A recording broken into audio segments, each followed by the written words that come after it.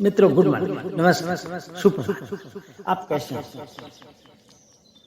कल शाम उत्तर प्रदेश के मंत्रिमंडल का विस्तार हुआ।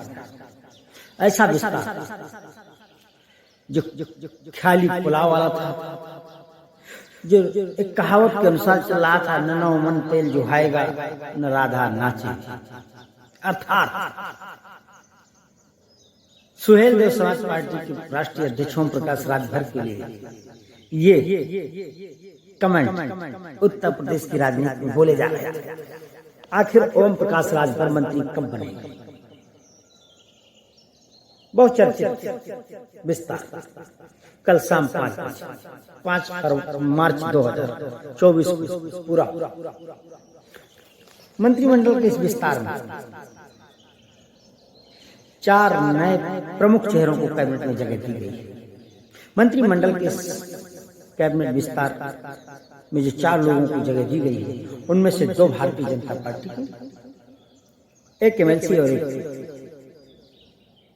विधानसभा सदस्य माननीय विधायक, दूसरे एक राष्ट्रीय लोकदल कोटे से,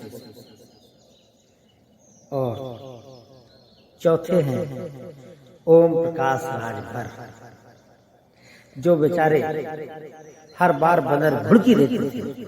यदि ऐसा नहीं होगा, इस तारीख को नहीं होगा, खरमास नहीं होगा, नवरात्र नहीं होगा, दीपावली तक नहीं होगा, और फिर अब होली तक नहीं होगा, तो हम ये करेंगे वो करेंगे। और तो अब उन्होंने कह दिया था कि यदि होली तक नहीं हो रहा तो मैं होली नहीं मनाऊंगा, क्योंकि हमारे पूर्वजों का राजपाट होली के दिन छीना था, वो हमको मिलना चाहिए।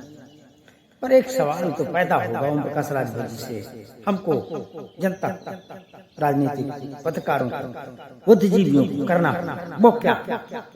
वो ये ओम प्रकाश राजभर जी जिस सड़क बनवाने को लेकर मंत्रिमंडल में, पिछले माननीय योगी जी के मंत्रिमंडल विस्तार में जब मंत्री बने हुए थे, उस मंत्रिमंडल में रहते हुए उस सड़क के लिए धरना देते थे, अधिकारियों से भिड़ जाते थे और ये कहते थे कि मैं ऐसे मंत्री पद को लात मारता हूँ जो मेरी क्षेत्र की समस्याओं को सॉल्व कर सके, मैं नहीं देता। और अंतोगत्वा उन्होंने लात मार करके उस मंत्री को उनके अनुसार, यानी ओम प्रकाश राजभर के अनुसार लात मार करके वो चले आए, इस्तीफा दे दिया था। और फिर भारतीय जनता पार्टी गठबंधन से भी इस्तीफा दे करके वो समाजवादी पार्टी में शामिल हो।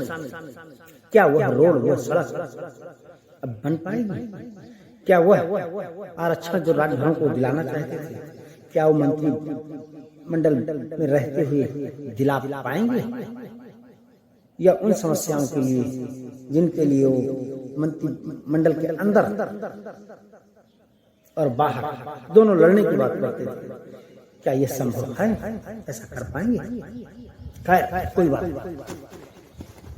जो 4 प्रमुख चेहरे हुए हैं मंत्रिमंडल में, ओम प्रकाश राजभर, दारा सिंह चौहान, सुनील शर्मा, ये बीजेपी के साहिबाबाद से विधायक है और उनका अपना रिकॉर्ड है चुनाव जीतने का।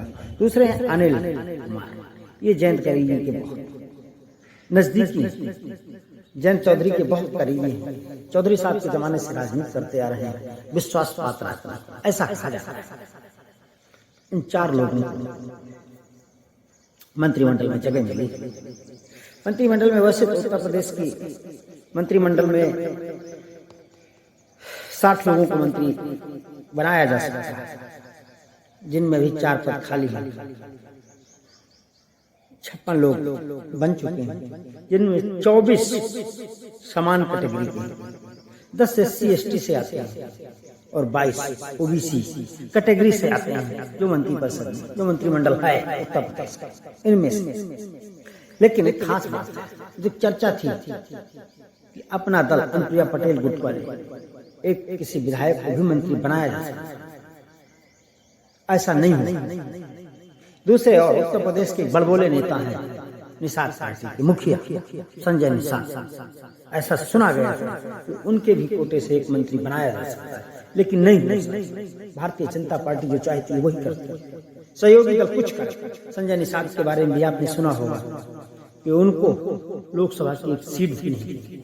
हाँ, लोकसभा की एक सीट भी नहीं दी गई एनडीए गठबंधन। हालांकि उनके बेटे प्रवीण निषाद जरूर भारतीय जनता पार्टी ने अपने सिंबल से चुनाव मैदान में उतार दिया, प्रत्याशी बना दिया, लेकिन उनको स्वतंत्र रूप से एक सीट की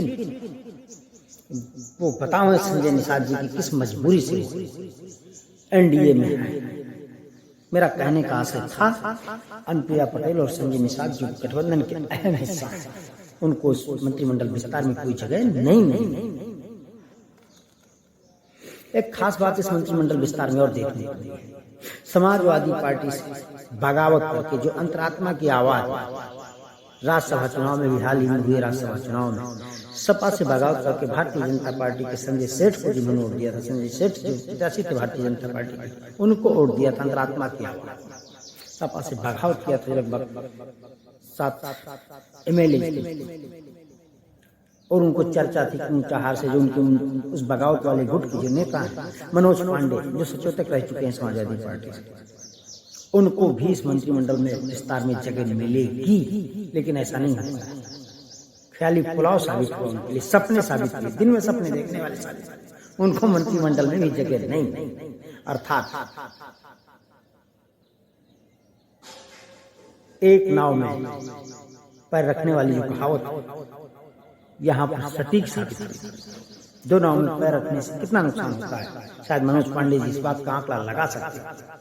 कितने करीबी थे सपा सुप्रीमो अखिलेश यादव, कितने विश्वास ये शायद इनके अलावा कोई नहीं जानता, लेकिन वो गए थे जिस उद्देश्य से, उनका सपना पूरा नहीं, और मुझे नहीं लगता अब जल्दी पूरा। खैर मेरी शुभकामनाएं, उनका सपना पूरा।